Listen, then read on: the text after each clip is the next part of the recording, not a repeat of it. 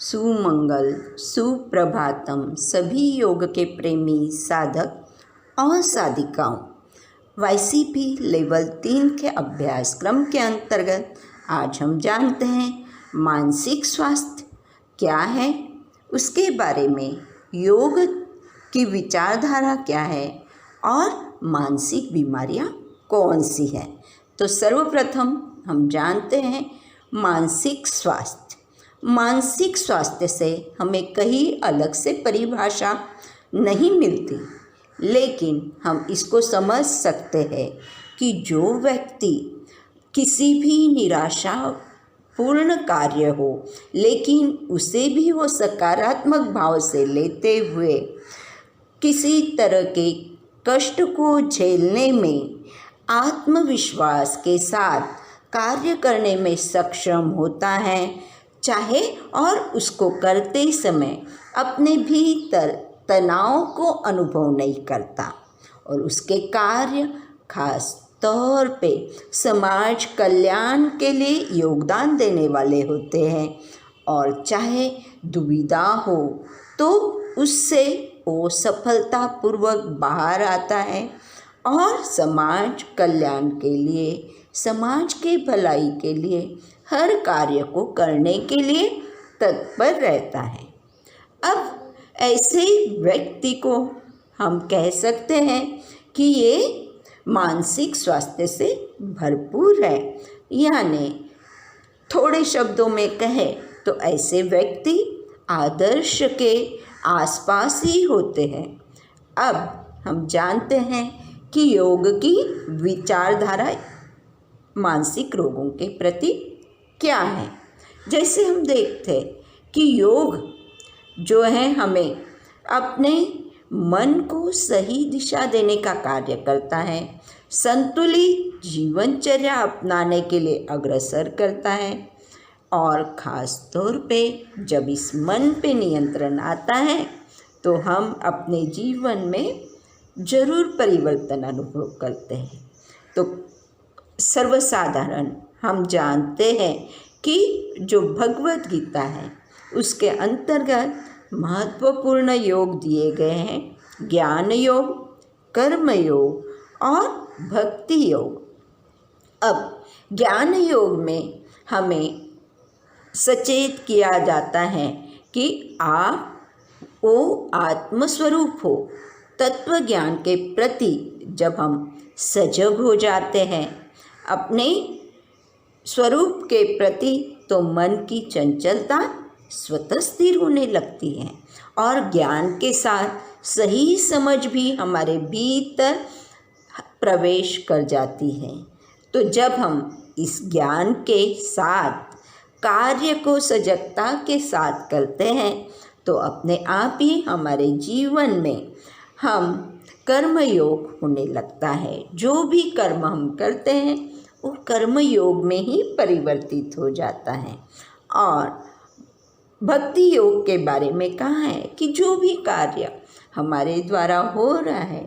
वो ईश्वर के को समर्पित करते हैं, कर्ता भाव को मिटा देते हैं, तो मन की चंचलता वैसे ही दूर हो जाती है। और राजयोग जो महर्षि पतंजलि ने हम सब के लिए दिया है उसकी शुरुआत तो उन्होंने अपने अष्टांग योग से की है। यम नियम हमारे मन को शुद्ध करने के लिए उनका अनुसरण हम करते हैं और फिर हम आसनों का अभ्यास कर अपनी मन की दुविधाओं पर विजय प्राप्त करते हैं और प्राणायाम के द्वारा अपने श्वासों को हम नियंत्रित करते हैं, यानी अपने हर श्वास के प्रति हम सजग हो जाते हैं और उसके बाद तो प्रत्याहार अपने आप घटित होने लगता है, यानी हमारा अपने इंद्रियों के विषयों के प्रति जो हमारी भाग दौड़ होती है उनके ऊपर हमारा नियंत्रण आने लगता है और फिर हम धारणा करने योग्य, यानी जो विचार आवश्यक है, हमारे जीवन के लिए उसके प्रति हम सजग हो जाते हैं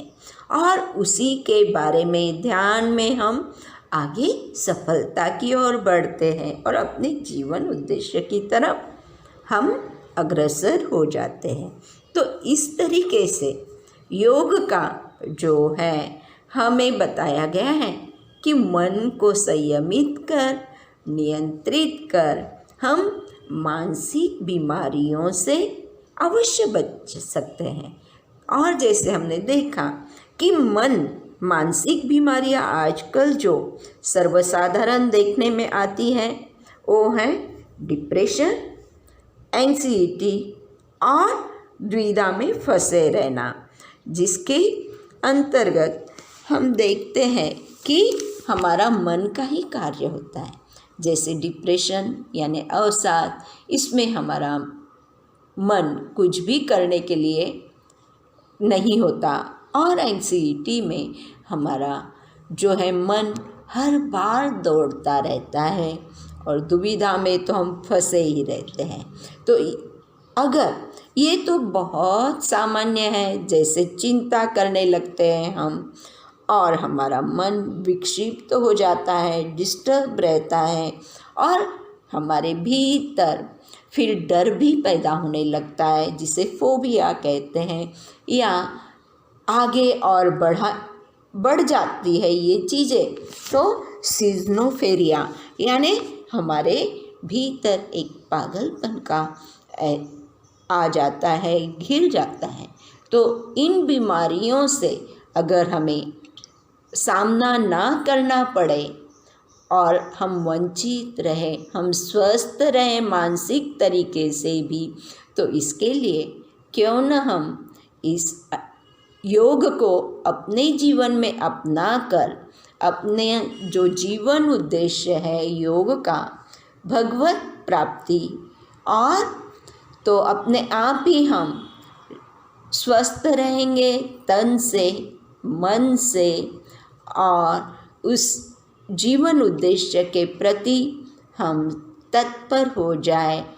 और उसे इसी जन्म में प्राप्त करें। इन्हीं शुभकामनाओं के साथ